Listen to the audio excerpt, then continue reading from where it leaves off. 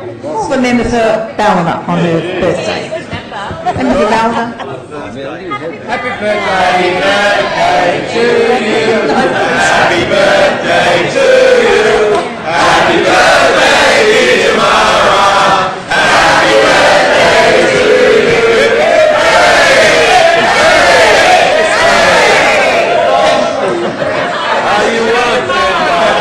Thank you very much.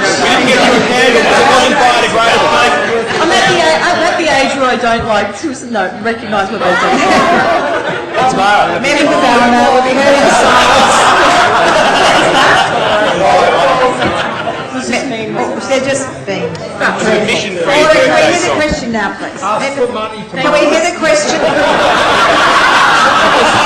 am I saying now? Who's being horrible?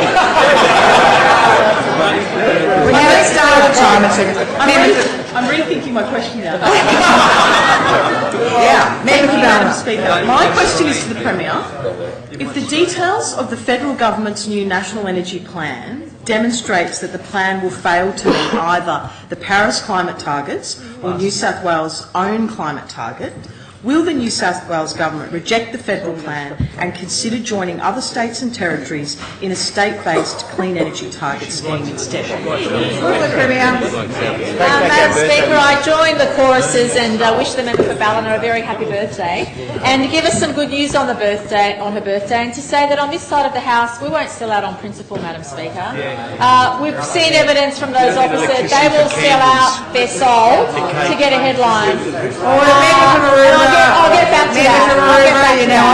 Madam Speaker, we have set targets for our state in relation to zero emissions by 2050 and also the interim Paris Agreement targets by 2030, and we intend to stick to those, absolutely.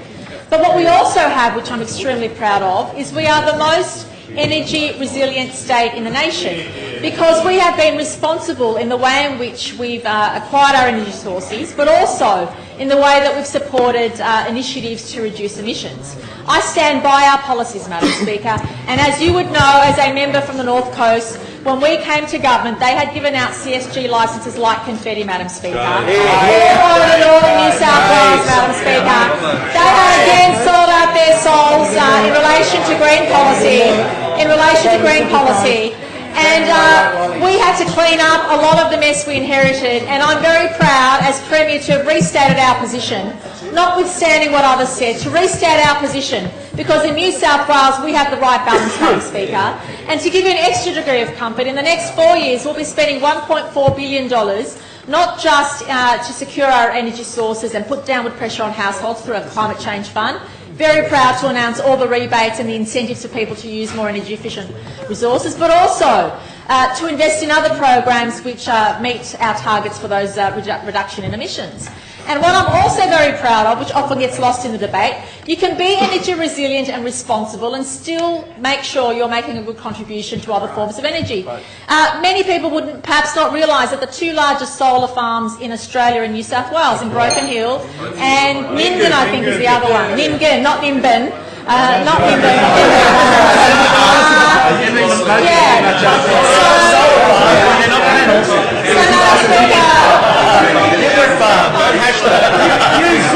You said wind farm, didn't you? No, solar, buddy. Yeah, thanks, Thomas.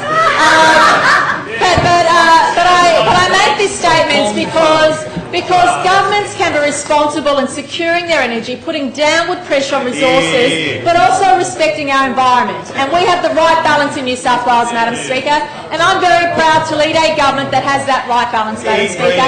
And you know what? We won't sell out our souls for a headline or for a preference deal, Madam Speaker. We won't be doing deals with the shooters just to get a few votes here and there. And we certainly won't sell out our principles, Madam Speaker. And Madam Speaker, I say this seriously. If I was a Member of Parliament sitting on that side of the House, I would question the strategy of the Leader of the Opposition. Because nothing is safe.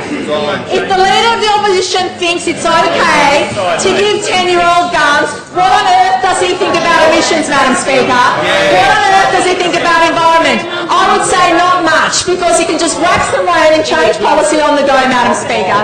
But I say to the member for Ballina, you can be rest assured that our government will stay true to our targets, will stay true to our sources of energy, and we will make sure that our priorities of making New South Wales continue to be the most resilient state when it comes to energy, but also those who can boast the lowest household prices who are putting downward pressure in New South Wales, we will continue to do that. And I say to those opposite, if I was the member for Blue Mountains, I would worry about the future environment policy. If I was the member for Summerhill, I would worry about the future environment policy. If I was the member for Liverpool, what does Conrad from Liverpool think about gun laws and environment policy, Madam Speaker?